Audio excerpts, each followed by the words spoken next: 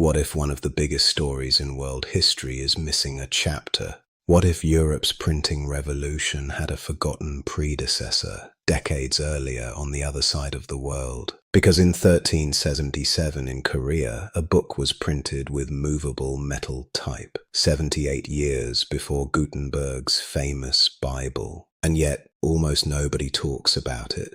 This is the story of a book, a kingdom, and a technological achievement that should have changed the way the world tells the history of printing. It begins in medieval Korea during the Goryeo dynasty, a kingdom already famous for scholarship, craftsmanship, and innovation. Long before most of Europe had entered the age of print, Korea had already been experimenting with movable type, not wood, metal.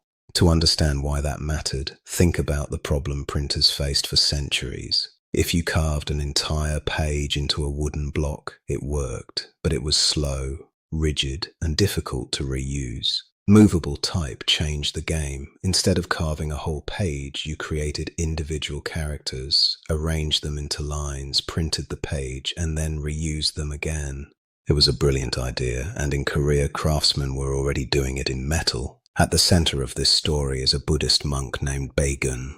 He was a respected Seon master, a teacher of meditation, and a compiler of Buddhist wisdom. Near the end of his life, he gathered key teachings from great Buddhist masters into a single work. That book would later be known as Jikji. Baegun died in 1374, but his disciples wanted his teachings preserved. So in 1377, at Hyungdeok Temple in Cheongju, Baegun's disciples set out to print the work. This was no ordinary copying project. They used movable metal type to produce the book.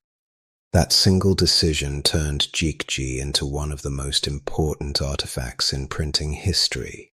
Imagine the scene, molten metal being cast into individual characters, artisans aligning tiny pieces by hand, ink carefully applied, paper pressed, page after page emerging from a system far more flexible than a carved wood block. This was not a crude experiment. It was a sophisticated technology. And here comes the twist. When people talk about the birth of printing, the story usually begins with Johannes Gutenberg in the 1450s. His Bible became a symbol of the information age. But Jikji was printed in 1377. That means Korea was there first. Case closed. Korea printed with metal type before Gutenberg, history corrected. But the real story is more complicated and more interesting.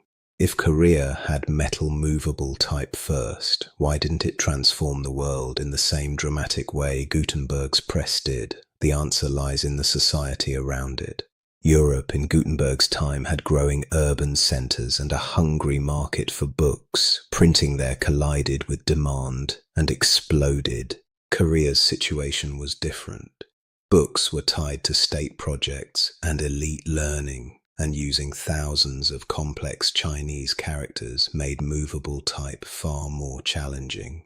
So Korea achieved something astonishing, but the conditions for revolution were not the same. The temple where Jikji was printed did not survive. The book faded into obscurity. But it was not gone forever. In one of the strangest turns, the only surviving volume of the Jikji ended up in France. Today, it is preserved in Paris. That surviving volume became the evidence, the quiet witness that forced historians to widen the story of print. Korea had to be part of it. In modern times, Jikji has gained recognition. UNESCO listed it in the Memory of the World Register as the oldest surviving book printed with movable metal type. The question is no longer who invented printing. The real question is, why did the world remember one story and nearly forget the other? History is not only shaped by who achieves something first, it is also shaped by whose story gets repeated. In 1377, Korea printed with metal type before Gutenberg. That is history. One of the most important chapters in the history of printing was not lost. It was simply waiting to be read again.